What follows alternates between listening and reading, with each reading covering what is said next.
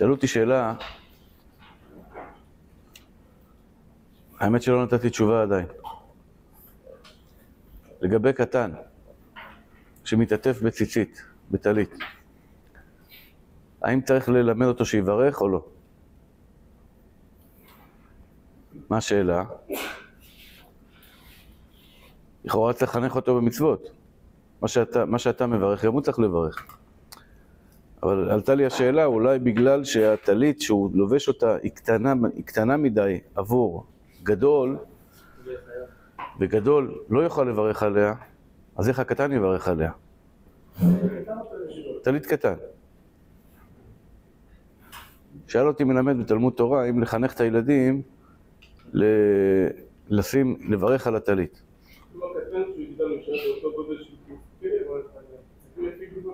לא. לא. לא. כל שקטן יוצא איתה לרחוב, צריך שאמה על אמה וחצי. אז זאת אומרת, זה לא תלוי בגודל של הבן אדם. כן. אבל נגיד עושים קטנים ברכת המזון, חינוך, שנגיד, הם אפילו לא אכלו לחם, אכלו חתיכת זמנה של לחם. עושים את ברכת המזון כזה... מה אומר הרב נריה? אני לא בטוח שזה מה שאתה אומר זה נכון. שאם קטן לא אכל, הוא רוצה להביא ראיה מזה שקטן לא אכל כזית, לא יברך. לא. מה אומר?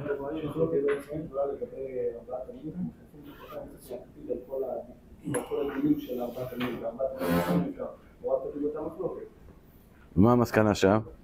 יש סתירה במשנה. משנה אמרה מילה שיותר מצדד שאפשר לעשות את המצווה גם אם זה לא כל נכונה. במקום אחר הוא קצת סותר את עצמו, אבל ככה נראה במשנה ברורה.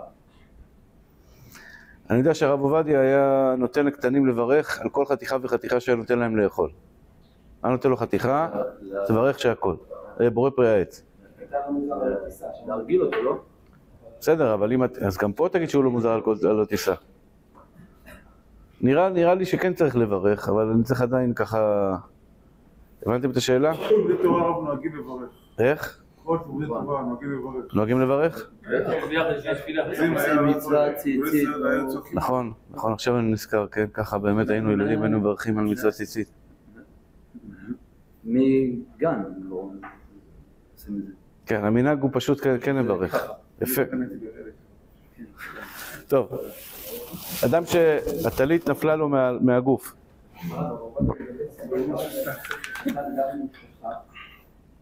יום אחד יכול להמשיך, כי הוא סומך על התוספות שלא מוזר, על אף שלא מקיים את המצווה בתיקונה, כי אם הוא שכח יום אחד לא משתבר. אם יש הרב עובדיה אחת כמו המשנה ברורה שאפשר להמשיך, ככה נראה באמת. איך? שם יש שיטה שלא עושים פה, יש שיטה. הרעיון הוא אותו רעיון, שמחנכים אותו למשהו לא נכון. נכון, אתה רואה שהוא לא חשש לזה. יפה. טוב, נגיד עוד הלכה. רגע, אז יש... נראה שעל פניו כן. יגיד לילד שיברך. זאת אומרת, זה קורה לכל מי שיש לו ילדים קטנים. לברך על טלית קטן או לא, בהחלט יברך. במיוחד שהוא לא מתעטף עדיין מטלית גדול, אז כל היום הוא הולך עם טלית קטן בלי ברכה, וזה לא חינוך נכון. צריך לחנך אותו לברך על טלית קטן. עיקר מצוות... טלית גדול? טלית גדול? פה לא, אין איזה פה. כן? מה, אומרים להם להביא טלית גדול? יפה, ככה צריך. פה לא עושים ככה? לא. צריך לשנות את זה. עיקר מצוות טלית קטן כדי לא לבשו על בגדיו, כדי שיראה תמיד, יראו ויזכור המצוות. בזה אנחנו לא נוהגים כמו מרן. פשט מרן שצריך לשים את הטלית כמו החסידים, בחוץ. להראות לכל העולם, אני יהודי, אני שומר תורה מצוות. אבל לפי המקובלים, וזה מפורש בתורה, ראיתם אותו, זכרתם את כל מצוות השם. המטרה היא שתראה ותזכור את כל מצוות השם.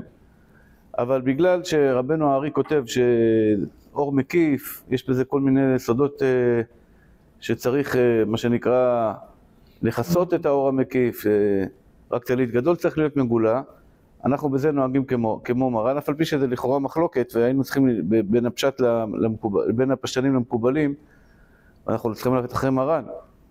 יש בזה איזשהו כלל כזה של דבר שהוא לא הלכה ממש, אנחנו כן חוששים לדעת רבנו הארי.